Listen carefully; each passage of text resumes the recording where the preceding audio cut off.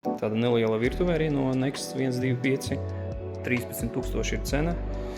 Un gan jau pēc video nevar redzēt, bet darba virsmas augstums ir nenormāls, vismaz metrs. Un man viņi ir super augsti. Es nezinu, cilvēkam, kas augumā ir 2 metri, iespējams, ka tas varētu būt ok.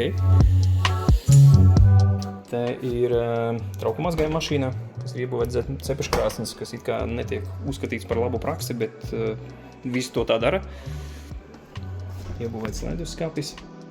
Te atkal, neskapēc ir variants, kad stūris neizmantojas, tad te ir vienkārši plaukti, pat neatvilknes.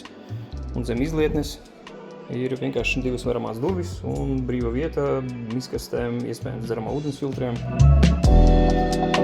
Atvilkņu bloks zem plīts ar galda piedarumi, kas izteikti pa zemu.